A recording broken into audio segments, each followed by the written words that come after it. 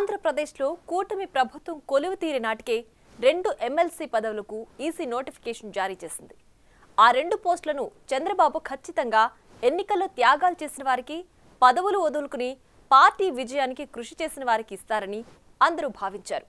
అయితే అనూహ్యంగా ఇప్పుడు ఆ ఇద్దరు అభ్యర్థులు ఖరారయ్యారు. వైసీపీ నుంచి వచ్చిన మాజీ మంత్రి సి రామచంద్రయ్య, జనసేనకు చెందిన హరిప్రసాద్లకు సీట్లు ఖరారు చేశారు.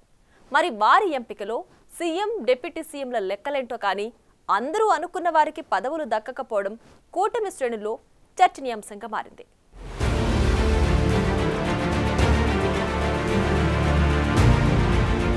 ముఖ్యమంత్రి చంద్రబాబు నాయుడి సారథ్యంలో రాష్ట్రంలో అధికారంలో ఉన్న కూటమి ప్రభుత్వం శాసన మండలిలో ఖాళీ అయిన 2 స్థానాల ఎంపికపై కసరత్తు పూర్తి చేసింది. అభ్యర్థులను ఖరారు చేసింది. ఈ నెల 12వ తేదీన ఆ 2 స్థానాలకు ఎమ్మెల్యే కోటాలో ఉప ఎన్నిక జరగనుంది. మొన్నటి ఎన్నికల ముందు ఎమ్మెల్సీలుగా ఉన్న మాజీ మంత్రి సి రామచంద్రయ్య, హిందూపురం నేత షేక్ మహమ్మద్ ఇక్బాల్ వైసీపీకి రాజీనామా చేసి టీడీపీలో చేరారు. ఇక్బాల్ ఎమ్మెల్సీ పదవికి రాజీనామా చేయగా రామచంద్రయ్యపై అనర్హత వేటు పడింది. వారిలో సీనియర్ అయిన సి రామచంద్రయ్యకు టీడీపీ మరోసారి ఎమ్మెల్సీగా అవకాశం కల్పించింది. 2వ స్థానాన్ని జనసేనకు కేటాయించడంతో డిప్యూటీ సీఎం పవన్ కళ్యాణ్ రాజకీయ కార్యదర్శిగా ఉన్న జర్నలిస్టు పి హరిప్రసాద్ను ఖరారు చేశారు. శాసనసభల ఎన్డీఏ కూటమికి ఉన్న సంఖ్యాబలం దృష్ట్యా ఎమ్మెల్సీలుగా వారిద్దరి ఎన్నిక లాంఛనమే. వైసీపీకి ఈ ఎమ్మెల్సీ ఎన్నికల్లో పోటీ చేయడానికి కనీస సంఖ్యాబలం కూడా లేదు. ఇక్కడిదాకా బాగానే ఉన్నప్పటికీ కాకినాడ జిల్లా పిఠాపురానికి చెందిన తెలుగుదేశం పార్టీ మాజీ ఎమ్మెల్యే ఎస్వీఎస్ఎన్ వర్మను నామినేట్ చేయకపోవడం టీడీపీ, జనసేన శ్రేణుల్లో చర్చనీయాంశంగా మారింది. జనసేనాని పవన్ కళ్యాణ్ కోసం టీడీపీ మాజీ ఎమ్మెల్యే వర్మ తన సీటును త్యాగం చేశారు.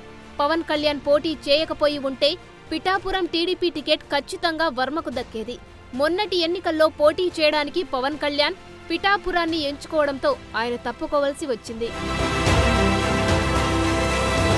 పిఠాపురంలో బలమైన నేతగా ఉన్న వర్మ ఈ ఎన్నికల్లో పవన్ కళ్యాణ్ గెలుపు బాధ్యతలను భుజానికెత్తుకుని తీవ్ర కృషి చేశారు. ఆయన భారీ మెజారిటీతో గెలుపొందడంలో వర్మ కీ రోల్ పోషించారు. వర్మ పోటీ నుంచి తప్పుకున్నప్పుడు ఆయన భవిష్యత్తుపై స్పష్టమైన హామీ ఇచ్చారన్న ప్రచారమూ జరిగింది. కూటమి అధికారంలోకి రాగానే శాసన మండలిలో అడుగుపెట్టే మొట్టమొదటి కొత్త ఎమ్మెల్సీ వర్మేనని చంద్రబాబు హామీ ఇచ్చారన్న టాక్ వినిపించింది. పవన్ సైతం అటు ప్రచార సభలో గెలిచిన తర్వాత వర్మపై ప్రశంసలు కురిపించారు. దాంతో వర్మకు ఈసారి ఖచ్చితంగా ఎమ్మెల్సీ అవకాశం దక్కుతుందని కూటమి శ్రేణులు భావించాయి. అప్పట్లో శాసన మండలికి పంపిస్తామంటూ అటు చంద్రబాబు, ఇటు పవన్ కళ్యాణ్ హామీ ఇచ్చినట్లు వర్మ వర్గీయులు కూడా ప్రచారం చేసుకున్నారు. అయితే తీరా ఎన్నికలయ్యాక టీడీపీ నుంచి సి రామచంద్రయ్యను, జనసేన నుంచి హరిప్రసాద్ను ఎంపిక చేయడంతో వర్మ వర్గీయులు నిరాశలో కూరుకుపోతున్నారు.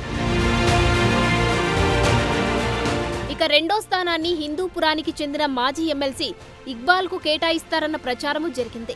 2019 ఎన్నికల్లో హిందూపురంలో వైసీపీ నుంచి పోటీ చేసిన ఇక్బాల్ 18,000 ఓట్ల తేడాతో నందమూరి బాలకృష్ణ చేతిలో ఓడిపోయారు.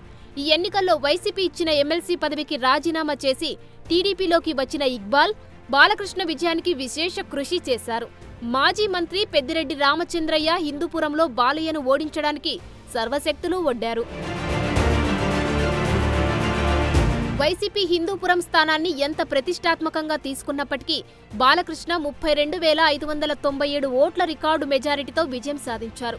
ఆ క్రమంలో హ్యాట్రిక్ విజయం సాధించిన బాలకృష్ణ ఎమ్మెల్సీ పదవికి ఇక్బాల్ పేరును సిఫార్సు చేశారన్న ప్రచారమూ జరిగింది.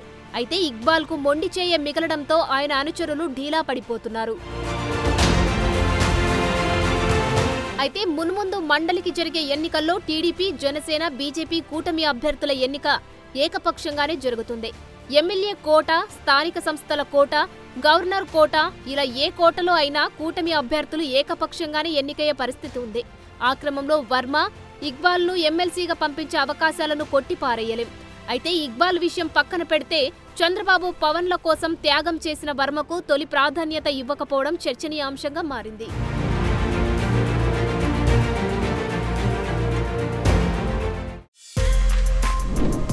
For more videos like this, subscribe Big TV channel.